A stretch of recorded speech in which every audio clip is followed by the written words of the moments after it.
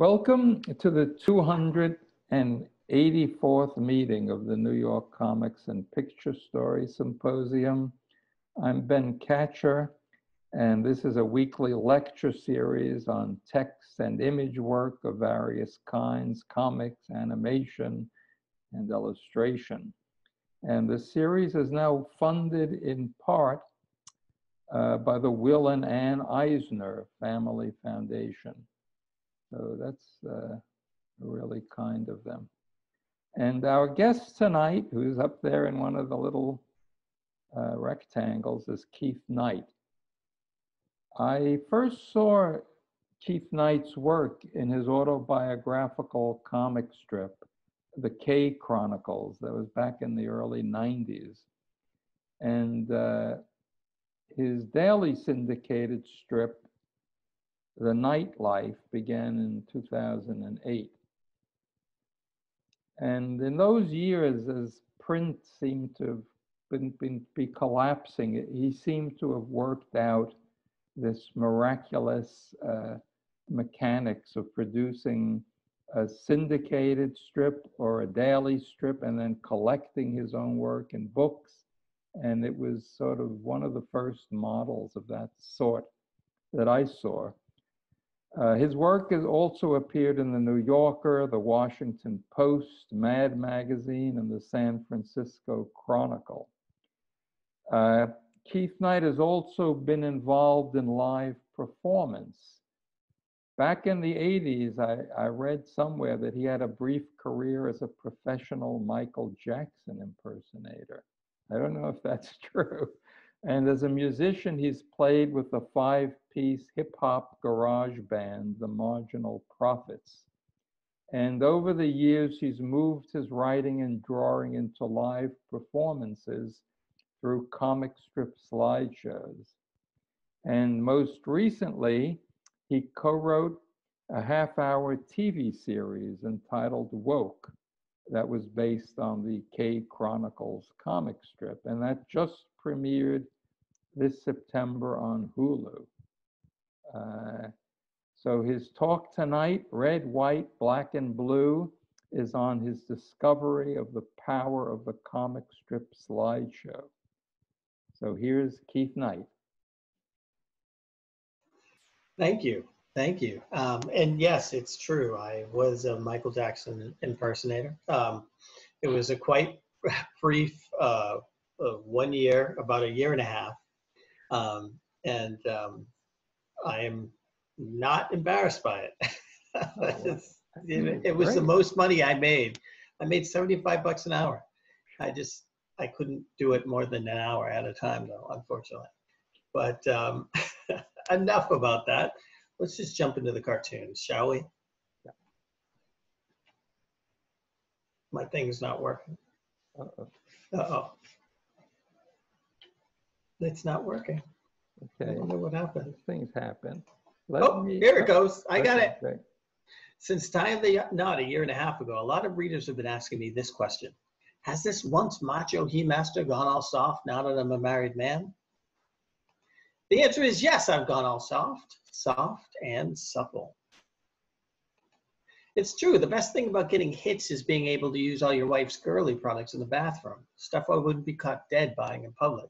Okay, let's see, we got some anti-crab ointment, anal wart remover, and a peach melba loofah scrub. Shh, not so loud with the loofah scrub.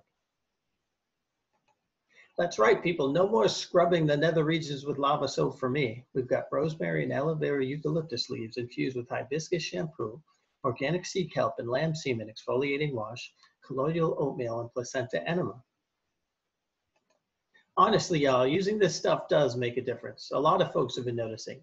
Gee, your skin feels terrific.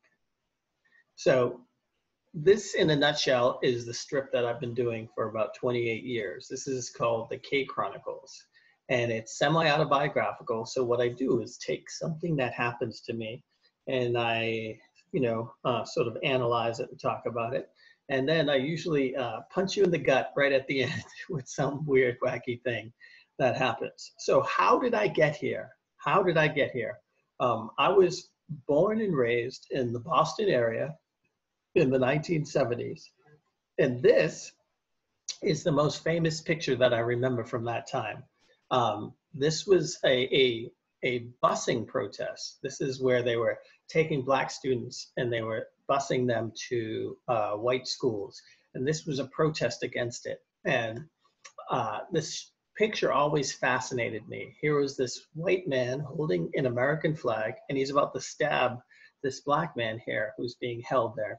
And I don't know if you know the story behind this, but the black man in the suit is a lawyer. And I always felt like this picture is sort of a metaphor for America. Anyway, so let's talk about it.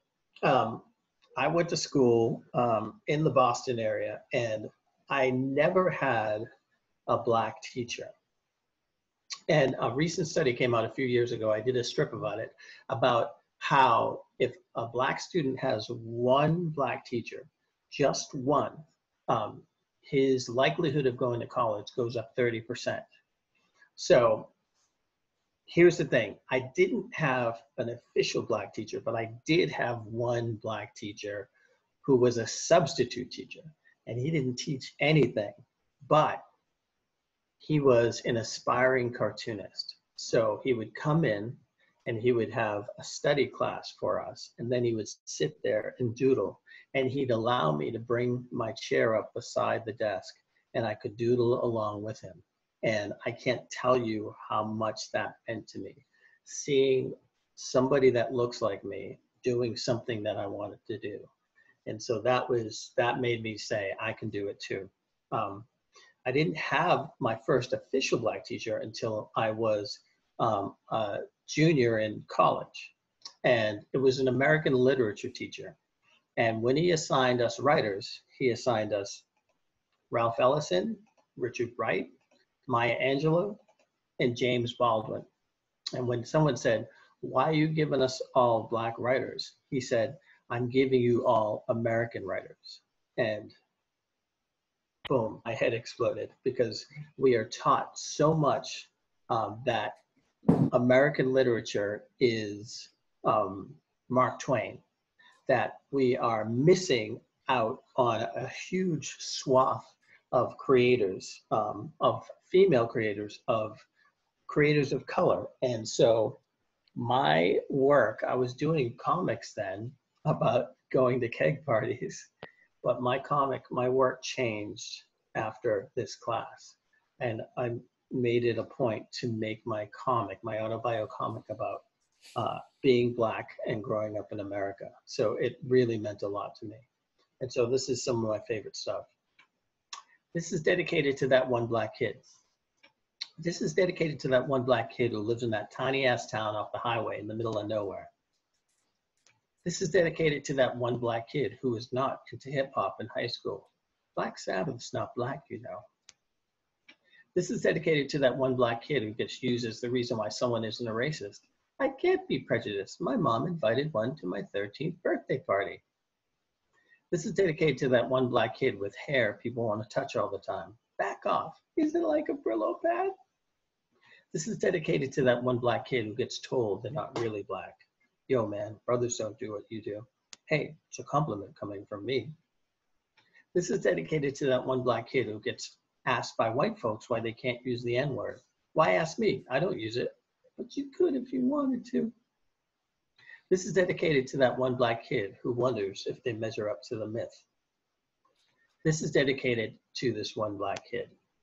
So this is one of my most popular prints. It's like Black People Bingo. So when black folks see it, they say, oh, that happened to me. Oh, that happened to me. Oh, that happened to me. And then they go, bingo, and draw a line across it. They don't really draw a line across it.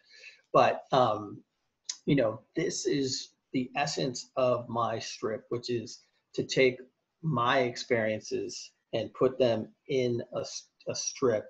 But what happens is the more personal my experiences are, the more universal the strip is. This strip could translate, it could be that one Latino kid, it could be that one Jewish kid, it could be that one disabled kid. And so I've gotten actually all this information about like all these different folks that that I want to actually create more strips like that. I think it's a really neat thing to do. It always amazes me the way people react when they first enter my bedroom. Holy smokes, what the hell are you doing with that blow-up doll? Folks are often surprised to find a Feel Me Up Wilbur doll in my bedroom, although I don't know why. Tickle Me Elmo may be the #1 doll for America as a whole, but Feel Me Up Wilbur has been selling like hotcakes in the Black community. They come in quite handy, although not for the use the manufacturer had originally intended. And he's saying taxi, and the guy's thinking black man equals stabbed in back, off duty, off duty. But wait, look, black man plus white guy equals okie dokie. Get the hell in here, boys. You see, because 5 black men standing on a corner without Wilbur is a gang. But 5 black men standing on a corner with Wilbur is a basketball team with a coach. They're banned in Boston, so I bought a few to send to my friends back east. Oh my God, look, it's Hootie and the Blowfish. So this is what I did after living in San Francisco for a while. I tried to catch a cab. I couldn't catch a cab by myself. And it wasn't till a white coworker walked up to me and stood next to me. And then boom, I caught a cab just like that. And I was just like, man, I wish I could just pull you out of my pocket and just all of a sudden. And the funny thing is, when I moved to Los Angeles, there was this dude who had a car who had a white blow-up doll. It was a black man who had a white blow-up doll in the passenger seat of his car, but he used it to drive in the carpool lane. So there you go. It always comes in handy. Anyway, so I started the K Chronicles in college, but it really didn't become the K Chronicles until I moved out to San Francisco. And I discovered the independent and underground legacy of underground cartooning. And I said, oh, wow. So you don't have to just draw in like a little tiny strip like this. And you could talk about sex, drugs, and rock and roll. Okay, I could do that. I could do that. And the very first strip I did was, it was a review of a Beastie Boys show at this sleazy club in the Haight. And it had a little known band called Cypress Hill opening for them. And it was a big hit. So I knew I had something when I did that. So about 10 years after I started the K Chronicles, I was approached by Africana.com, and they wanted me to create a strip for them. And they wanted something similar to the K Chronicles. And I said, no, I don't want to do that. I want to do something that instead of multi-panel, I want to do a single panel. And instead of from my life, I want to do it from the news. So I invented Think. And Think is a very, I've been doing that strip now since about '99. And I love it because you could take just simple ideas that you can't flesh into longer narratives and just do these quick shots. But this one thing I noticed after about 15 years of doing the strip, I realized that Think, the word think is actually my last name backwards, except that the G is missing. But the other thing about this logo is I've always loved looking at this logo, and I realized that it's because it looks like Snoopy. And the eye looks like Snoopy's, the dot in the eye looks like Snoopy's eye, and the parentheses looks like Snoopy's ear. And it looks like Schultz in a way that if I tried to draw Schultz, I couldn't do it. So there's something very pleasing about that. Or maybe I just stare at this stuff too long. So I'm gonna go through this real fast. Denny's serving black since 1997, if signs told the truth. Your sister had the baby, it's a boy. The exact moment radical black activist Thomas X realized that, yes, indeed, he was an Uncle Tom. What was promised, 40 acres and a mule. What was got, 40 ounces in a pit bull. This just in, police just released a description of the alleged gunman who's been terrorizing the downtown area. Please don't let it be a black guy. Please don't let it be a Middle Eastern guy. Ha, they'll never catch me. Ah, the power of white privilege. A screening for women only, that's discrimination. I demand entry. Hey, Louise, we got another snowflake wanting to get a pap smear. Send him in. The penis monologues with Wilt Chamberlain, Jimi Hendrix, and Milton Berle. How was it? Way, way too long. Boom. I got the older folks with that one. I know I did. You're doing this because I'm black, aren't you? Now see, why do you always have to play the race card? So the race card, black on black crime. What about Chicago? What about the Irish? Now, these are all things that people say when they want to get out of a discussion that I think America needs to have, and that it's the discussion of its race problem. America's biggest problem is its race problem. And for too long, the conversation about race has been couched in white people feeling comfortable. The discussion ends when white people feel uncomfortable, which is about 5.2 seconds. And that's when, why do you have to play the race card, this, that, blah, blah, blah. And we need to have, if we are to move forward as a country, we need to have this awkward discussion. For too long, the discussion has gone like this. One night at Ye Olde Gallery opening, frankly, I don't care if a person is black, white, green, purple, or brown. Me too. Who the heck are all these green and purple folks white people are always talking about? The K Chronicles by Keith Knight. I'm sorry, I consider myself relatively open-minded, but I have to draw the line at purple people. I know this ain't PC, but purple people are nothing but barely civilized knuckle draggers. Believe me, I know. I sat next to one in 2nd grade. And when I was growing up, a purple family moved in next door, and the whole neighborhood started to smell like Fig Newtons. And I swear this one guy was hired at my job just because he was, well, you know. I heard green folks have 3 nipples. I think I'd better be going. Me too. Be careful walking back to your car. The purple people might get you. So yeah, if you've seen the show, you've heard this. Unless Avatar is a documentary, there are no blue people. There are no purple people. And there are no green people. And it's probably something I cannot say at a comic book convention, but everywhere else they don't exist. And for too long, people use that discussion. I don't care if you're green or purple. Listen, I know that if a purple person walked up to your door or sat behind you in a movie theater, you would be extremely frightened and you would wonder what's going on. So please, don't say that you don't care if a person is green or purple or blue, okay? Couch the discussion in reality. And the other thing is that the I don't see color thing, that drives me up a wall. You should be psyched that you see color. You should be, when you don't see color, if you don't see me as black, then you're not valuing me. You're not seeing me for what I am. You're somehow telling me that you have a problem with it, so you choose not to see it. And it's an insult. And so if you don't value who I am as a person, then I don't know what to tell you. But don't say, I don't see color. That's all I could say. Don't say that. So in 2008, I made the biggest mistake of my my career. I launched a daily cartoon. 2008 is when the bottom fell out of the newspaper industry. It was the worst year ever. And all these papers went out of business. And but I had my first kid and I was sort of freaked out. So I launched the Nightlife.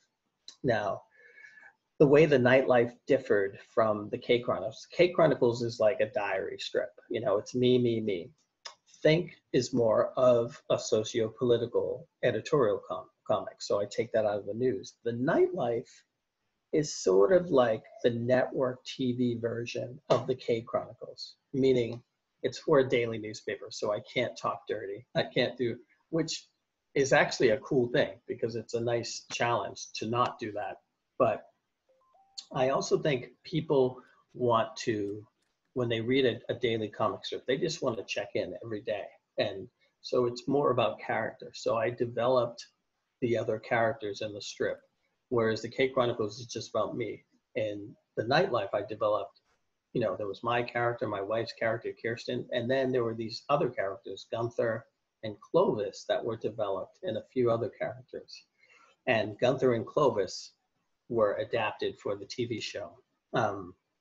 But as much as the deadline was a nightmare, it really is sort of that thing that you dream about, is getting a daily comic strip. And so I don't regret my 11 years doing it, but I'm glad I could quit. So I'm just going to show you a couple. Do you think extraterrestrials are racist? Why do you ask? They never abduct people of color. It's easier to catch white people at night. So what I love about my readership is after the strip ran, they sent me some newspaper clippings of the first couple that were abducted by aliens. And it turns out they were a mixed race couple. There was a black husband and a white wife. And I always say they got caught because of the white wife. So this next one is, I got the most letters I've ever gotten. Vet mentoring. A guy in my unit spubbed in my ID, took one for the team. When I got home, I went to tell his loved ones what kind of sacrifice he made. Turns out he was gay. I was the first one to let his partner know what happened. I've shared things with soldiers that I'd never tell family and friends. War does that. Here was a guy who gave his life for his fellow soldiers, but wasn't allowed to share with us who was waiting for him back home. If we're not fighting for this soldier's freedom, then what are we fighting for? So this is a strip I did about Don't Ask, Don't Tell. I don't know if you recall, but the law that was in the military that said you could be gay in the military, but you can't tell anybody about it. And so I just thought how absurd it was, because you're risking your life with all these people that you have this bond with, and you can't really talk to them about stuff. You know, everyone else is talking about their wife and kids or this and that, and then you can't say a thing. So I thought, you know, let me see if I can put it in a comic strip, how I feel about it. And it's in color because this is a Sunday strip. This ran in the Washington Post, it ran in the Boston Herald, San Francisco Chronicle, and also the San Diego Union Tribune. So just after this ran, I started getting all these letters, emails, and they were from military personnel. And each letter said, basically, you just changed my mind on Don't Ask, Don't Tell. And so I started reading more and more, and they all said, your strip just explained to me why we shouldn't have Don't Ask, Don't Tell. So, you know, in our wildest dreams as cartoonists, editorial cartoonists, you wish our work could change someone's opinion on something. And this was really the first time I've had all these people saying, you know, your work changed my mind on something. So it was super exciting. Now, I told you, this is a Sunday strip. It ran in the Washington Post, okay? So this is our last decent president in the Oval Office. And on his desk are the Sunday comics. My strip ran in June of that year.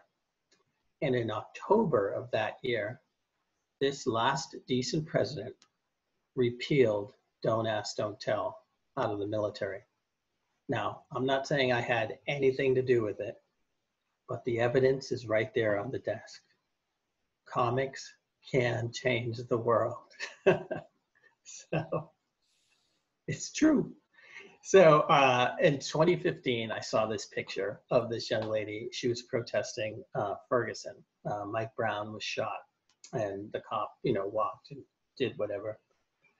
And just the look on her face and the sign really spoke to me, because I've been doing cartoons about police brutality for about 15, 20 years, and nothing has changed. So I decided to compile all these strips into a slideshow in a book, and I called it They Shoot Black People, Don't They? And so it was 20 years of police brutality cartoons, and I took it around to universities around the country and colleges. And I just basically wanted to discuss with people that, like, because everyone was, you know, people were saying, why is this happening? Oh, why is this happening? It's Obama. It's Obama. That's why it's happening. And, you know, the reason why white people were freaking out, wondering why it was happening, is they're seeing it just now because people were recording it on cell phones. Basically, everyone has a cell phone now, so you can record it and put it on social media. And so I was trying to get people to understand that this has been going on forever. And in fact, it was probably going on a lot more and a lot worse back in the day, 20 years before, 40 years ago, 60 years ago. And because we have cell phones, we're seeing it now. So I just took the best of my cartoons and put it in the slideshow. This is one of them, police officer app. Question number 6. Mr. White Police Officer, how many shots does it take for 4 white officers to defend themselves against one unarmed black male? A black male, well, let's see. Blam, blam, blam, blam, blam, blam, blam. Blam, blam, blam, blam, blam, blam, blam. Blam, blam, blam, blam, blam, blam, blam. Blam, blam, blam, blam, blam, blam, blam. Now, if you notice, my character's looking at her watch. The famous trope of cartoonists, make time go by. Blam, blam, blam, blam, blam, blam, blam. Blam, blam, blam, blam, blam, blam. 41. Don't you think that was a little excessive? Listen, you people could avoid getting into these situations if you would just lighten up. So I did this after Amadou Diallo in New York was shot at 41 times by 4 police officers who, when he was reaching for his wallet and the doorway to his apartment building, and these guys go on, I don't know any other trials that the trial gets moved to the whitest part of the state when they go on trial, and then the police officers get off, and they said that they were defending themselves. So with this strip, I just wanted to say, at what point does it go from defense to offense? Is it 10 shots? Is it 20? 30 shots? When does it go from defense to offense? Here's another one of my favorite ones. And this is the firing range where police officers do target practice. How come all the targets are black? What do you mean? They're silhouettes. They're supposed to be black. I'm talking about the afro and the FUBU logo across the chest. Well, I'll be. So this strip ran in 2009. 2013, there was a black female soldier in Florida who wanted to practice her shooting. So she called the local precinct and said, could I shoot? I'm a soldier, a US soldier. Can I practice at your firing range? And they said, sure, come on down. So she goes there and she goes into the firing range, and in the firing range for targets were blown up black and white photographs of black teenage boys. And one of those teenage boys was her brother when he was a teenager. And when the police captain of that precinct was asked by the press, he just said, what we're doing is not illegal. That was it. What we're doing is not illegal. So I know there are a lot of people out there who sit there and go, it's just a few bad apples. But it's not just a few bad apples. It is a complete culture of oppression. If you go back, police officers derived from slave patrols. One of the earliest slave patrols was Charleston, Massachusetts, and they hired poor whites to keep the black population in check, to capture runaway slaves, and they did it, and they were deputized, and it grew from there. So if you think about the description of what the slave patrols were, and you look at the Department of Justice's analysis of the Baltimore and the Ferguson police departments, they say that their main job is to nickel and dime poor black and brown communities and get them caught up in the system. That's it. That's what they do. And when the NYPD went on strike a few years back because de Blasio wouldn't condemn Black Lives Matter, crime did not go up when they stopped. They said they were only going to answer emergency calls. Crime did not go up. what went down was New York revenues from all the tickets and all the stuff that they were writing. And so you ask yourself, what is the reason why we have this giant militarized police? Why are the police so equipped? And you see it with COVID. Like, we had medical people wearing trash bags, but you know, when people started protesting, police had like tanks. They were rolling out with tanks and stuff. It's completely insane. A crude joke to play on a black jogger. Thief. And then the cops show up. So this strip ran in Charleston, South Carolina, a bunch of different places. But my editor there, she called me up and she said, you know, I'm getting a lot of calls about your comic strip. And I'm saying, really? Well, what are they saying? And she's reading them. She says, well, they keep on saying, I am a white person, because white people always identify themselves. And I have to say that even I think this is racist against black people. And I said, really? Like, she said, yeah, like I've gotten about 5 or 6 calls like that. And I said, are they all saying they're white? She says, yes. I said, do you know why black people aren't calling? And she said, no. I said, because they don't think my comic strip is racist. They think my comic strip is depicting something that is racist, okay? But the comic strip itself is not racist. She says, well, what do you want me to say to the people complaining? I said, you tell the white people complaining that if they complained as much about the real life incidents that this is depicting, then maybe something will be done, okay? People should not have been getting mad at NWA for singing F the police. They should have been saying, why are they saying F the police? And look at the LAPD and examine them. Throughout our history, through music, through our art, black people have been talking about the police for a very long time, And, you know, just from my experience, I was living in San Francisco for 10 years, and I was hanging up posters for my band. And when I was hanging up, a cop car pulled up behind me. Guy jumps out, says, what are you doing? I said, I'm hanging up posters for my band. I have a stapler, I'm gonna put it down. And he gets on his radio and it says, I have the suspect. And I said, what suspect? He says, you fit the description of somebody who's been robbing houses in the neighborhood. I said, what's the description? Description. He said, 6 foot tall, black male. That's it, nothing else. Now, at the time, I had dreads coming out of the sides of my head. I looked like a black sideshow Bob. And here's the thing. I describe myself as the black sideshow Bob. If anyone saw me robbing a house, they would say he looked like a black sideshow Bob. So basically, I was like, man, like they're just pulling over anybody. And I looked down the street. There was a cop car coming up Arguello. I look up Fulton, car coming down Fulton, cop car. Look down towards the beach, cop car coming.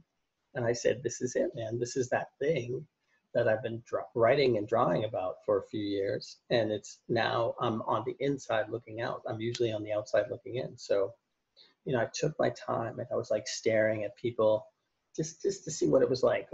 And when people would see you staring at them, they get really afraid. They're like, ooh.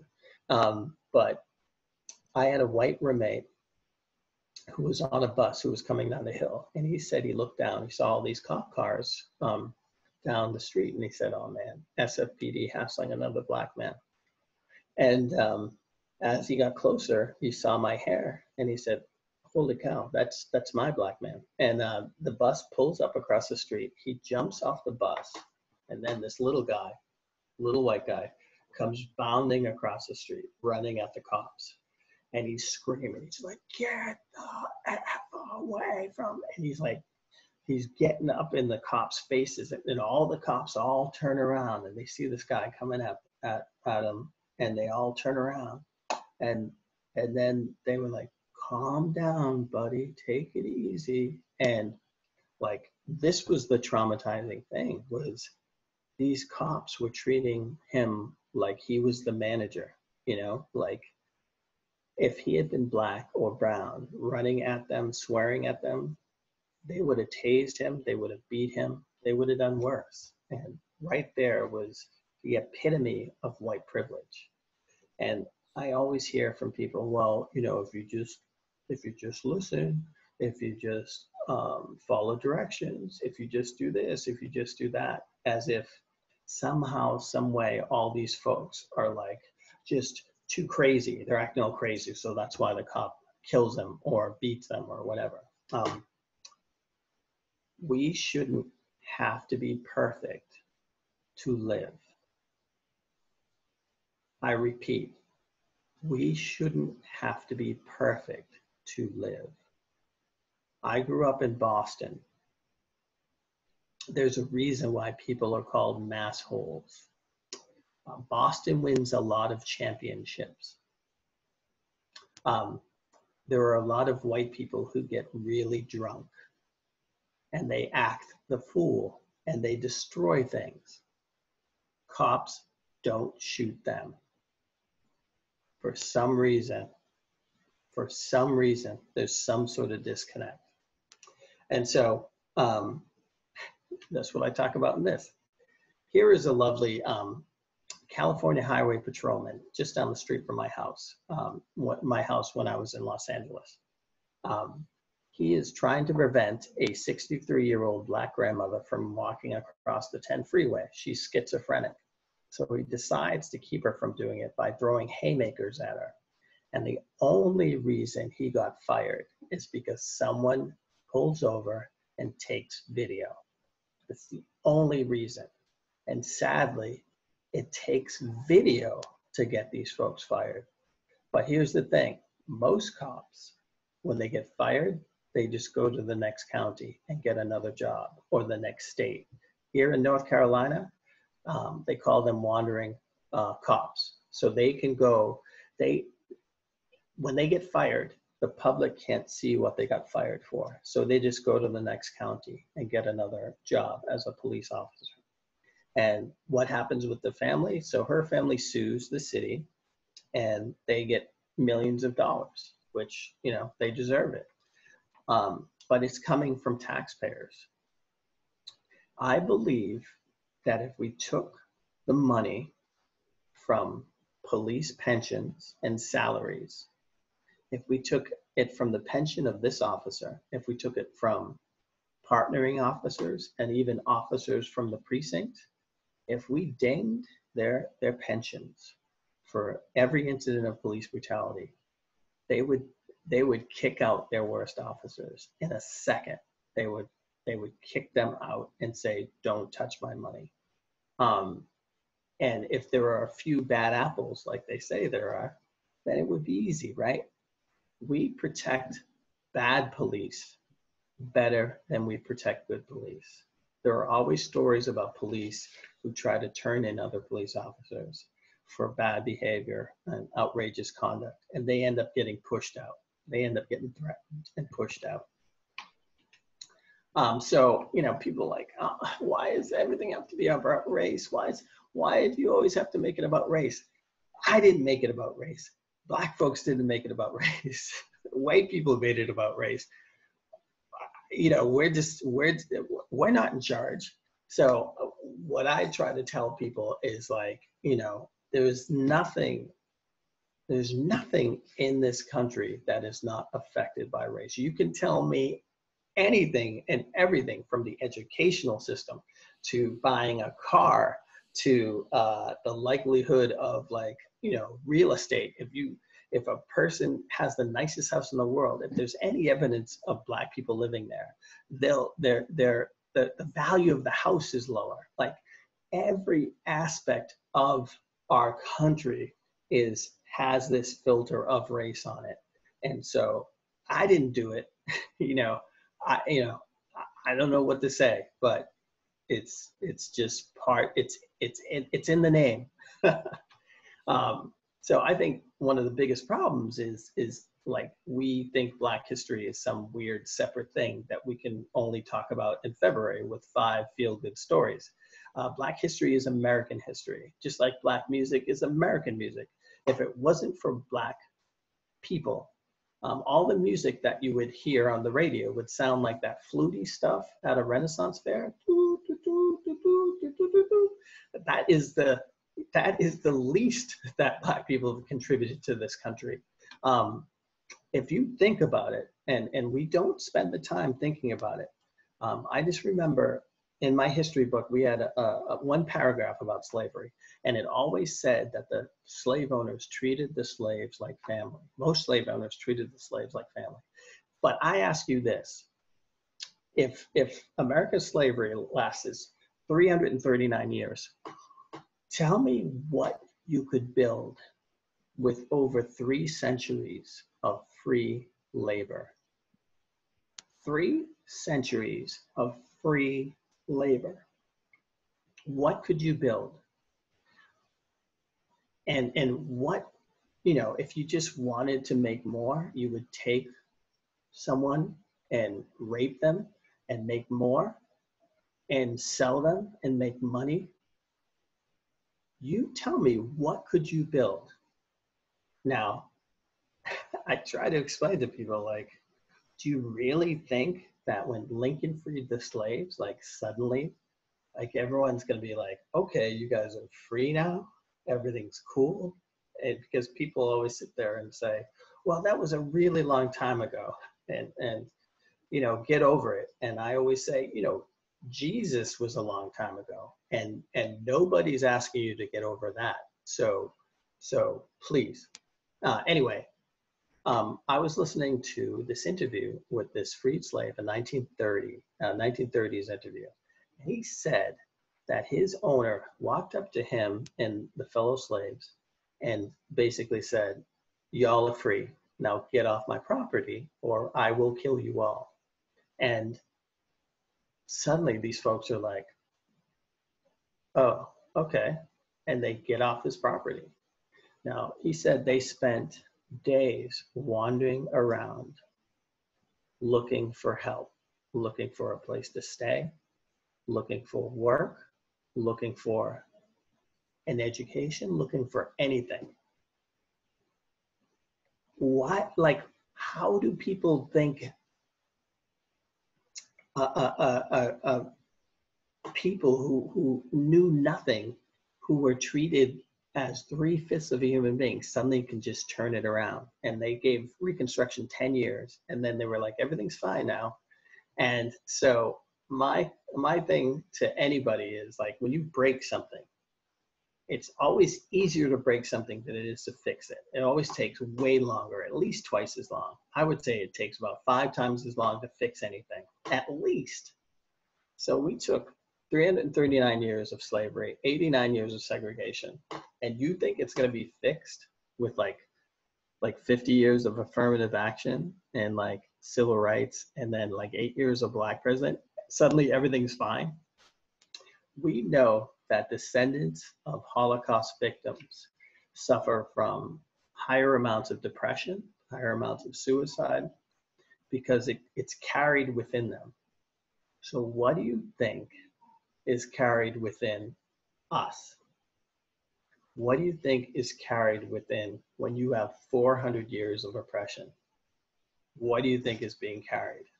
And I don't think people take the time to understand that. So the Racial Equity Institute has this great analogy about Monopoly, which is, imagine that, you know, a bunch of Black people are playing Monopoly for about 3 hours, and then white people walk into the room and the Black people go, hey, you want to play Monopoly? And then the white people look at the board and they say, well, you guys own the railroads and you own all the properties and you own everything on there.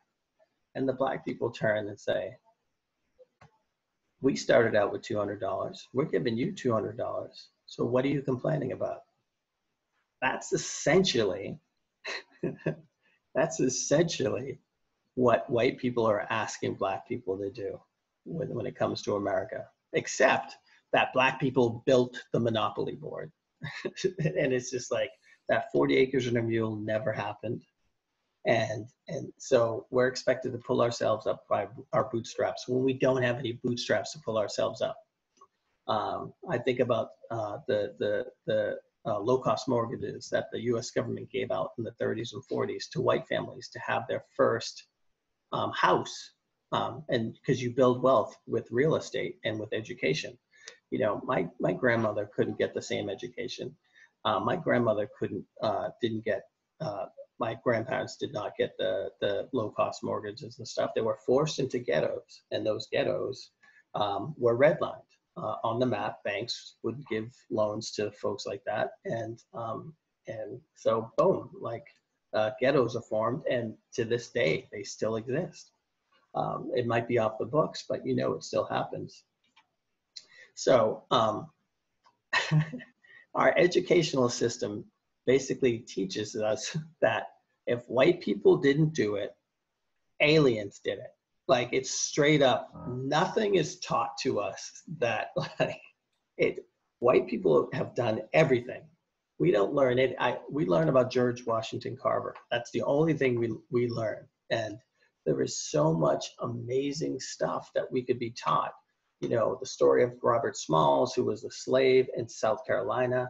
He stole a Confederate ship by pretending to dress up as the captain of it. And then he picked up his family that was waiting for him. And he learned all the secret signals to get by all the Confederate ships, sailed it up to the Union fleet, and then went to Washington, convinced Abraham Lincoln to let freedmen fight for the Union. And then when they won, he went back down, bought his house that he was born a slave in. And then when his master's wife got out of a sanitarium, he let her sleep in her original bedroom till she died. Now, these are the type of stories that we should be learning. Josephine Baker, who obviously left the United States to go to Paris because of the racism here, and became a huge hit in Paris, but she also spied for the French. She was like a super hardcore spy, and just such an amazing story. And there's a great graphic novel by a French publisher on Josephine Baker that's sitting in my bathroom right now. But there's so many amazing stories. And it's not just all the positive and stuff like that. We have to learn about the negative. And, you know, people need to understand that stuff like lynching, we shouldn't have to learn about the Tulsa, Oklahoma massacre through Watchmen. Now, it's nice that it's a comic book movie, but America learned about the Tulsa massacre through Watchmen. But this is your average lynching. For people who say the ISIS videos, ISIS videos are horrible, these are the original ISIS videos, which is folks would get together, they'd roast a black person, and they would take pictures and they would make them into postcards and send them around the country. And these were messages to the black community to stay in line. This is just the modern day version of this. Oh, I'm sorry. It's not, I thought it went back. I'm sorry. This is the same as this. It's just a modern version of it, okay? This police officer did this with a camera in his face, and he had a look on his face like, there's nothing that's gonna happen to me. I feel so comfortable, I'm going to murder this person, and nothing's gonna happen to me. Nothing's gonna happen to me. Trayvon Martin is just Emmett Till. Again, these are people that are murdered, and the people that murder them they don't think anything's gonna happen to them at all, at all. And we have a system that allows it to happen. And that's the thing I need people to understand, like systemic racism, as opposed to, it is regular racism, getting called something from someone's car. And all right, that's terrible. But the thing about systemic racism is it allows someone like Trayvon Martin to be murdered. The killer walks, and he clearly, he's been arrested 6 or 7 times since then.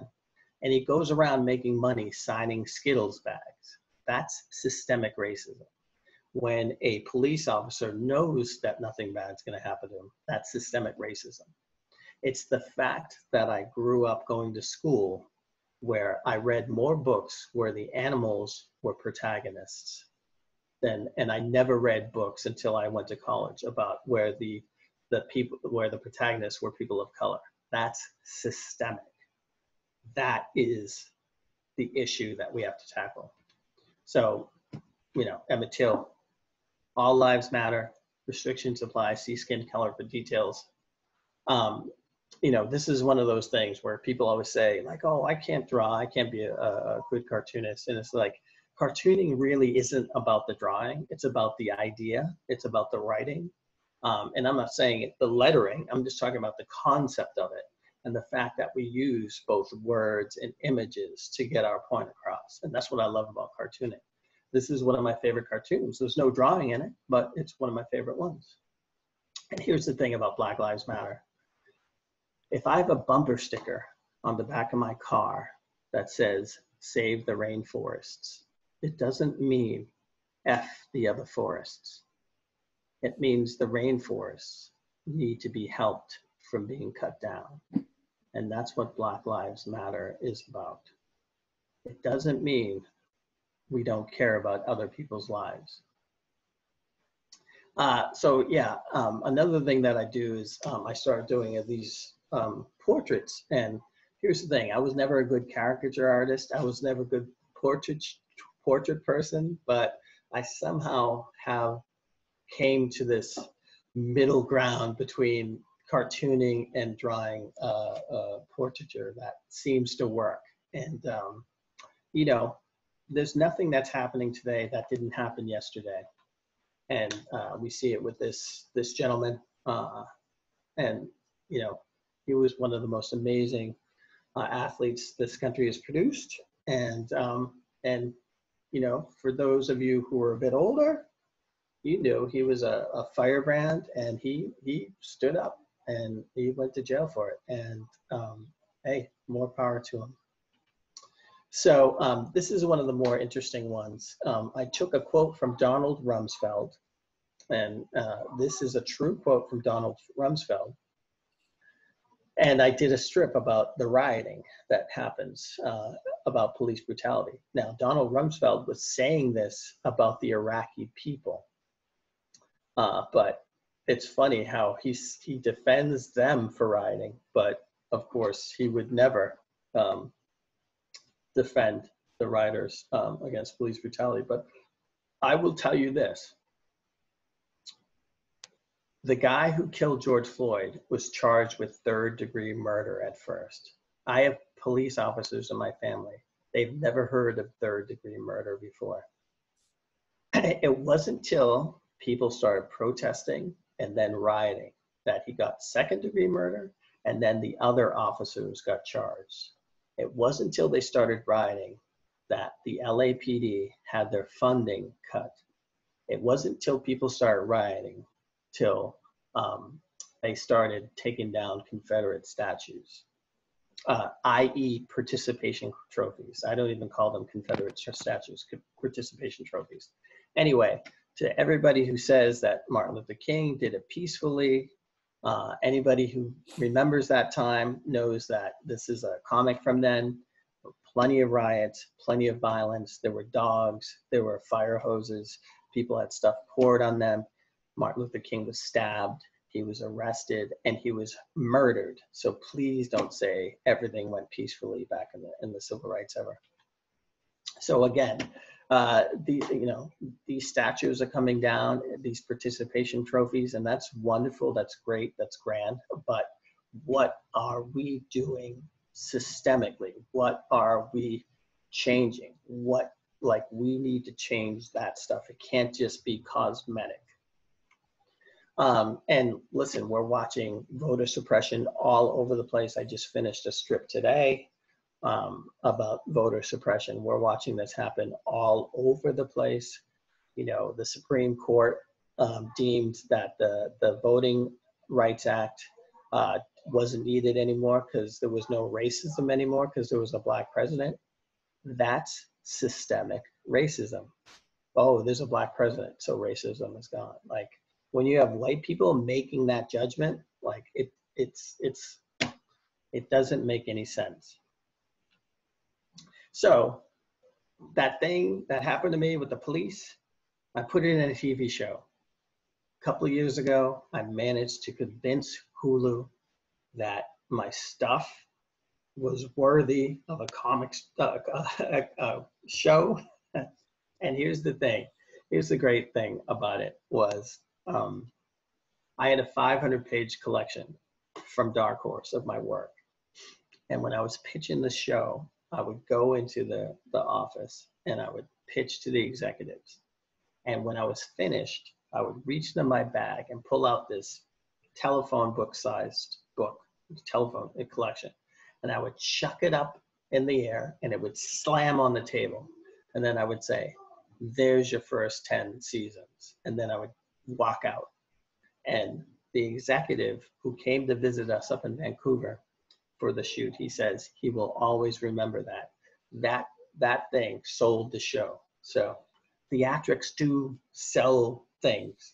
So it was kind of cool. So yeah, so we shot this up in Vancouver because we can't afford San Francisco. But Lamorne Morris plays me.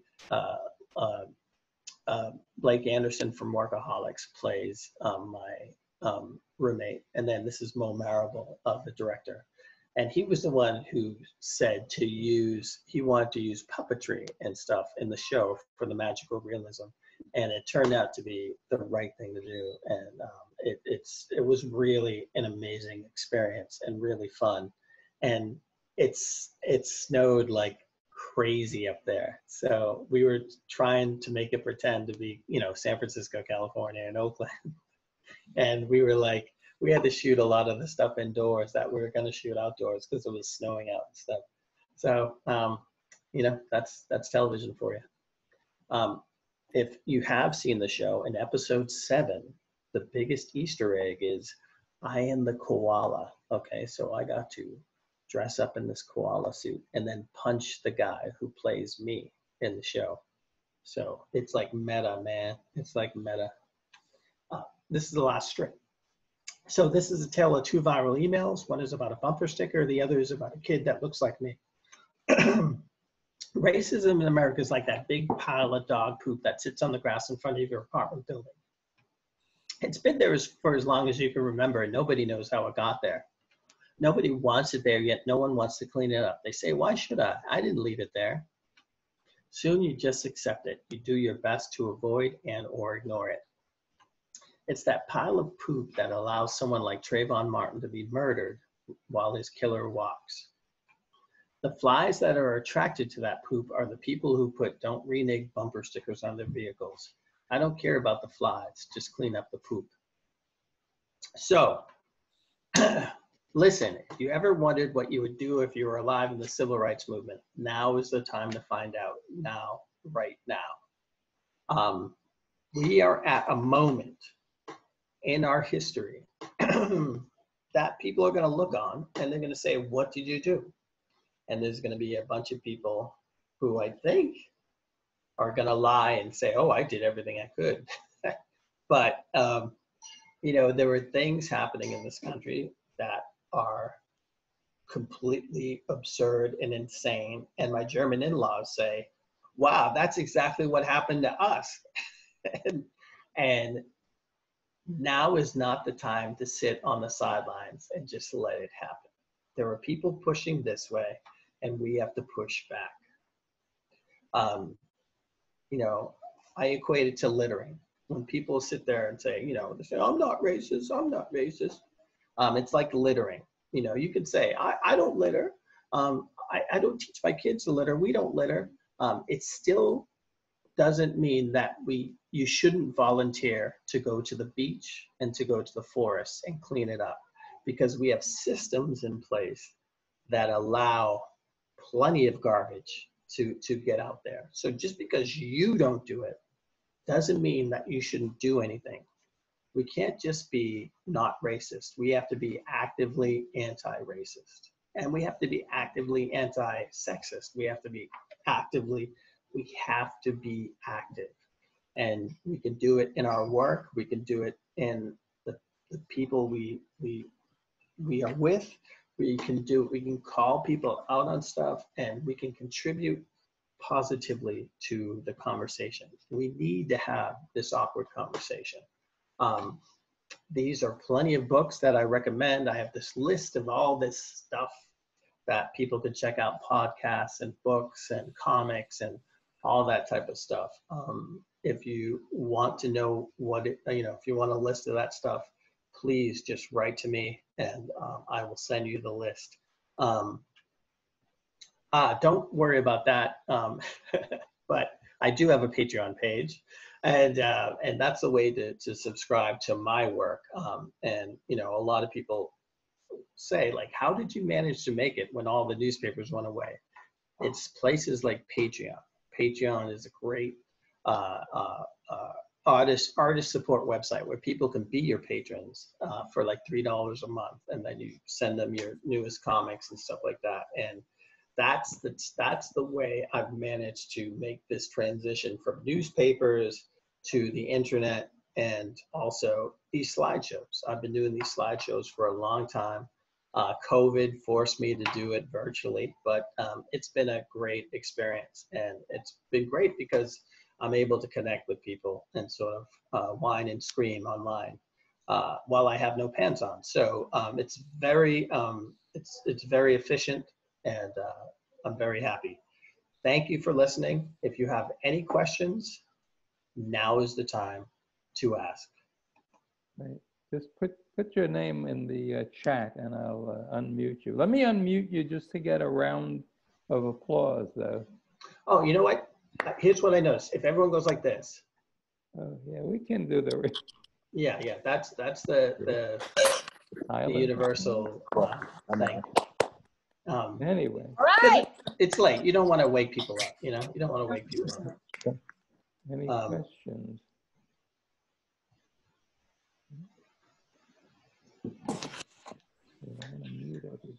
Wait, everybody's on. Yeah, if anyone has any questions, I think the best way to do it is like to type it in the chat, and then Ben, you can be like that. Yeah, or you can, if you just put your name there, I'll unmute you, and you can. Oh, okay, yeah. I like to hear the people's voice. Oh, okay. Any questions?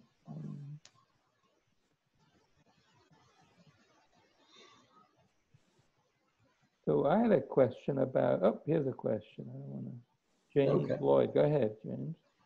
Wait, are you? I'll unmute for it just so I'm not typing. Okay. Just wanted to ask Keith, first of all, thank you so much for this presentation. I've put some together in my time, and this was excellent, the way you formatted everything. I got so much out of it. And the question I have is, in drawing these strips, on dark days, do you find it helps, or do you find at times that it's hard to draw this stuff, that it actually makes you have to look at it when you don't want to? Well, I mean, I don't really have to look at it anymore. But it's, I would say it's actually great therapy, of the fact that I have this outlet to get this stuff out. It really, for me, it helps me, and especially doing slideshows like this. So for me, it's I don't know, it's it's not depressing, because I mean, Black folks have lived through this forever, and one of the funny things about all this is sort of after like about 3 weeks after George Floyd, I'd see white people going, "Oh my God, like this is so tiring," like just them like seeing that and knowing and protesting for 3 weeks. Black people live this 24/7, so we're used to it. We're used to it. We're used to looking at the NBA logo and seeing a white dude in it. We're used to watching mediocre late night television hosts with their much more talented Black sidekicks, playing amazing music and being super charming. And it's like, why Jimmy Fallon should be the guy during the commercial that keeps the audience like, hey, everybody, woo, woo, woo. And Questlove should be hosting that show, you know, and all you could do is, I mean, that's why we create so much art, so much humor is, you know, it's just like, you can only laugh at it. You can only laugh at it.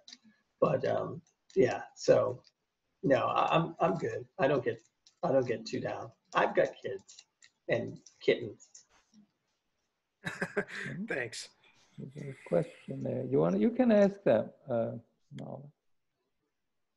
Did you want to ask that question, or I'll read it? Have you ever made any work that was censored or killed by your clients? If so, what was it?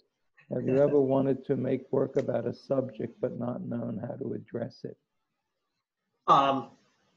Yeah, well, two questions. Yeah, like, yes, I've had my work censored, and my work is run in the South. It's run in Charleston, South Carolina. It's run in Salt Lake City, Utah.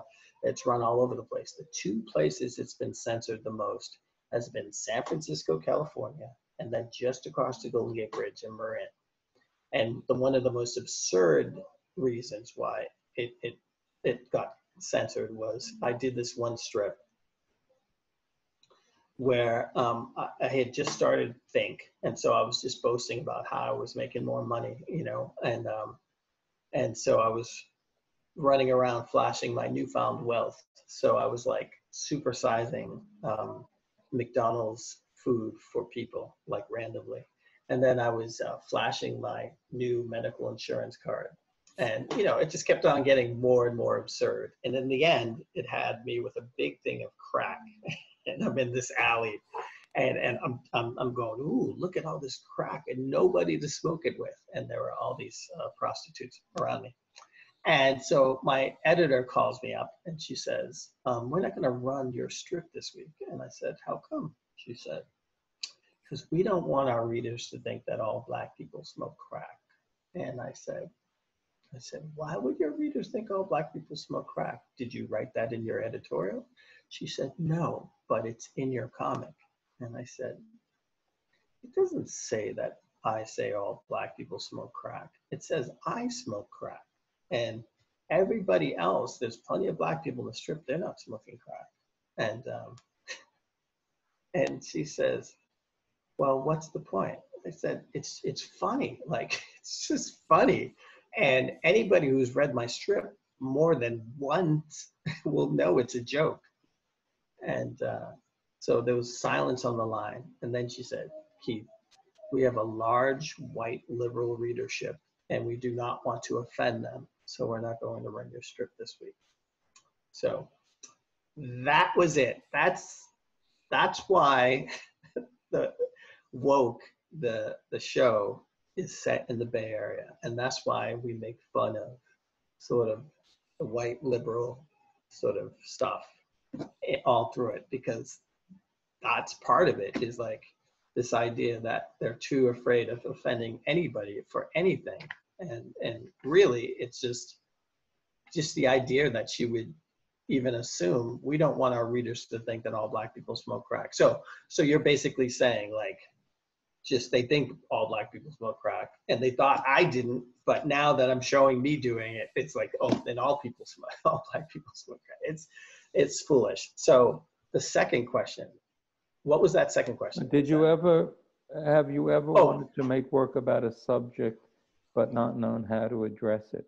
Here's the thing. I'll only do something if I have a decent take on it. Or if, you know, there were subjects I would love to do, but I just don't have a decent take on it. You know, if I have a take on it, if I feel like I'm contributing to the conversation, then I would do it. You know, when Ruth Bader Ginsburg passed, you know, I wanted to do a strip about it, but there was so many of these, you know, those dead people strips that I was like, there's nothing to do, you know, there's nothing to do. The only one I liked was, had her smock with that frizzy thing, and then it was gone, and all that was left was a coat hanger. And I thought that was brilliant, but everything else, nah, it's terrible. Any other questions? Any other questions? Bob Sikoriak. Ooh, wow, there's some folks here. Let me unmute. Names I recognize. Nice Excellent. Yeah. Hey. Are you okay? Can you unmute yourself? Yeah. Sorry. I did read the question. So. Yeah. Yeah. Hey, Keith. Hey, how's it going? Good. How are you? This was great. I was curious. Whenever I see you, you always seem to be working on something. I mean, like, or multiple things at once. Can you talk a little bit about your schedule and how you kind of juggle your projects, like week to week or day to day? It's a mess, man. If you saw behind the scenes, if this wall fell down, it would be like, 1,000 people juggling and fires and just complete chaos. Like, I just started using this, like, I have calendars that have all this stuff, and thankfully with HULU and Sony, they have a person that tells me the day before what's going to happen and in the morning. So that is a big help. But my brother-in-law also helps me keep things in order. And I have Post-it notes. I have a big thing of Post-it notes that I'm always writing stuff on. And there's still a million fires that I still got to put out, and stuff that I don't want to do. I mean, that I have to do that I haven't done yet. But I don't know. I can't say I look at other folks and I sit there and go, man, I wish I was that organized. I look at your books in the back there and I go, I wish my bookshelf looked that clean. But yeah, it really is just, I think I've always thrived on having a lot of different things going on. I think it keeps my mind sharp, even though it's overwhelmed. And I love working in the different formats. I love the idea of like, oh, okay, I have to work in a single panel mode right now. I have to work in multi-panel mode. And so I love that.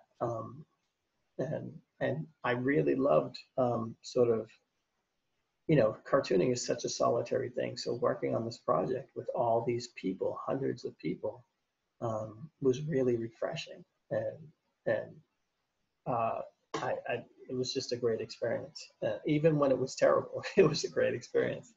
I don't know. I guess I've always just been somebody who needs to have a lot of stuff going on. You know that episode of the Brady Bunch where Marcia signs up for all those different things? She like signs up for way too much stuff at school. That's what I've always done, way too much. And then at some point, like, I go, I got to cut something. And then I just cut like the least fulfilling thing that I can do. But there's stuff that I still need to work on. I've been working on a graphic novel for 1,000 years. And the show has taken up so much of the time that like I'm now racing while this it's not a mellow time because I'm doing all this promotion and writing, but I'm working on trying to get this thing done because, my management's also like, what's your next thing? What's your next thing you want to sell? And I said, well, I got this graphic novel about my time as Michael Jackson impersonator. They're like, get it done so we can get it out there. And so, yeah, I've been working on that too. Cool. But thanks. Thank you. Yeah. Any other? I have another question about your comedy and how you manage to keep being funny when it is a job and you have to make something every day. And if you have a kind of barometer for your comedy or who you run things past, or whether it just comes out, which I'm assuming that it doesn't, that it's hard work and something you have to practice. But yeah, just curious about that. Sometimes I talk it through with people, but other times you just know when you get something good, you're like, yeah. You get all excited. But yeah, sometimes I just get on the phone with somebody and sort of saying, oh man, what if I blah, blah, blah, thinking about certain things. But I always have notebooks going, and sometimes I run stuff by my wife, and if she doesn't get it, then I know it's good. She's like, I don't get that. I was like,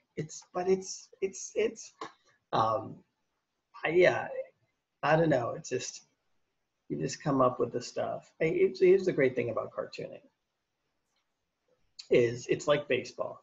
And Andy Singer said this to me. It's a great analogy. And when I was just about to start doing my daily, because I was freaked out, he said, Keith, he goes, a Hall of Fame baseball player just needs to get a hit once every 3 times they're up. And that hit can be a single, it can be a double. Every once in a while, it's a triple. And then it could be a home run, he says. And every once in a while, maybe once, maybe twice in your career, you're going to hit a grand slam. But here's the thing. When people see that grand slam, they will always remember that and follow you forever. And so once you realize you don't have to hit it out of the park every time you put pen to paper, it's like a weight lifted off you. And the other advice I got was from, and he didn't directly say it to me, but who's the comedian from The King of Comedy? Rupert. The Kings of Comedy, who died. He had his own show, and he was Bernie great. Mac? Bernie Mac. Great advice from Bernie Mac, not directly to me, but he said, you don't always have to be funny. You just got to be interesting. And that's a huge thing too. So you don't always have to be funny all the time. Just be interesting. And those 2 pieces of advice are huge. They go a long way.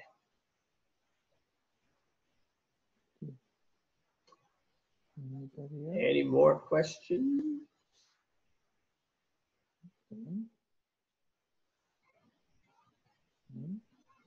Okay. That was a really great talk. Thank you. No. Thank you for taking time to do this.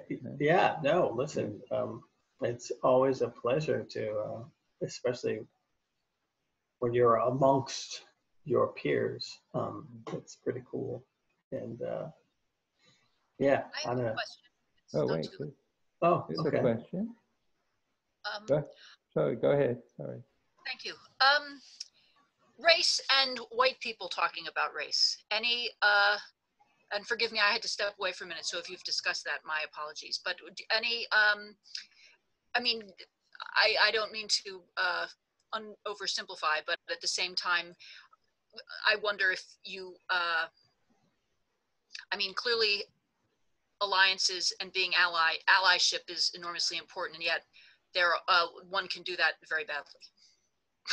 Well, here's what I would say to, and this, I get this question all the time, is white people are always like, well, I'm afraid of messing up, or I'm afraid of insulting somebody, or I'm afraid of this, afraid of that, of messing up and saying the wrong thing. Listen, white people have said the wrong thing for centuries, so don't worry about it. Black people are very forgiving. If Black people weren't so forgiving, we would have burned this whole place down a long time ago. So it's like going to France. When I first went to Paris, you always have this, you hear about French people, oh, if you don't speak French, they're gonna get mad at you, they're gonna get mad at you.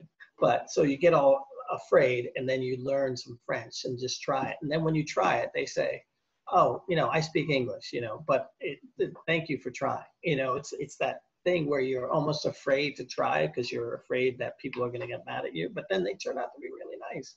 But I would just say this again, it's always going to be an awkward conversation. It's always going to be weird, and you're going to screw up, and then you just get better. But like the best thing you can do is listen.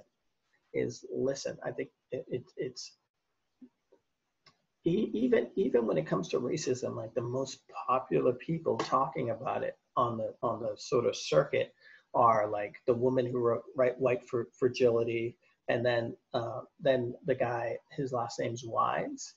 Like they're the most popular people, because I think for white people, it just feels easier to hear it from white people telling them that, as opposed to black folks. But I think folks have to get used to listening, get used to, listening and hearing them out and asking questions and giving people a chance to explain. And listen, when I first started doing this, like, it wasn't easy for me to talk about all this stuff, and you just get better as it goes, and you just learn from it. And every show I do, I learn things from it, and it's been a great experience. And I just say, like, stick your neck out there. The worst that you could do is just, like, to engage people in conversation is, I mean, no one's going to be insulted by that, you know? No one's going to be insulted by that. So just have at it. That's what I say. Have at it. Thank you. Yeah. And read Howard Zinn's People's History of the United States. It's funny because it's the day after Columbus Day. If you ever read Howard Zinn's People's History of the United States, you read the first 10 pages, and in Christopher Columbus's own words, he will tell you why we shouldn't have a Christopher Columbus Day, in his own words. So definitely check it out. I have another question about more of your comics influences, just who you look to, who are your heroes or who inspired you. Oh, well, just off the top of my head, Charles Schultz, Gary Trudeau, Bill Watterson, Maury Turner, Ollie Harrington, Mary Fleener, Peter Bagg, Jaime Crespo, Nita Paley,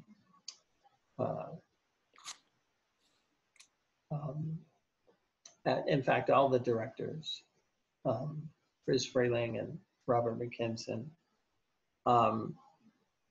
Also, Parliament Funkadelic albums. I think it was Pedro Bell was one of the artists for that, and then somebody else. I mean, musicians, Prince, Bootsy, David Bowie, Bob Marley, Sinead O'Connor, The Clash. Let's see, English comedy, and autobiographical folks who do autobiographical. James Baldwin, as far as writers go. I go down a YouTube hole with him, just watching black and white, just him just talking.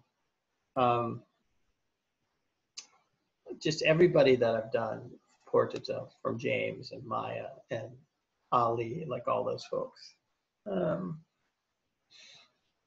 And, you know, cartoonists today, I mean, I love sort of all the guys, you know, Tom the Dancing Bug, a lot of my peers, Matt Forrest, Jen Sorensen,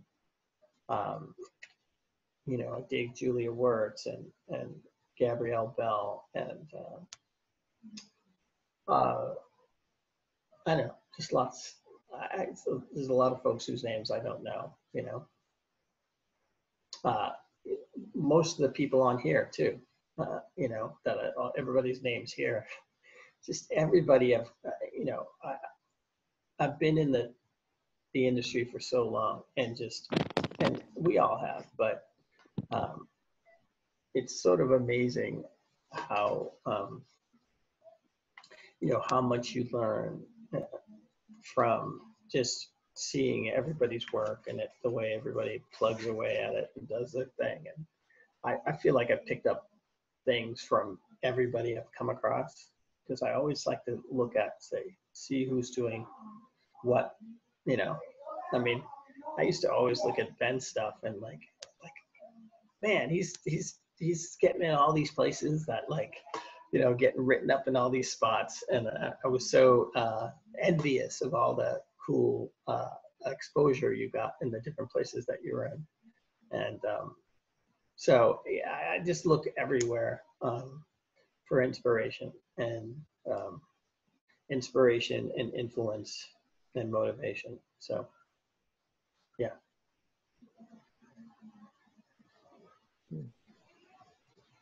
Okay, anybody else?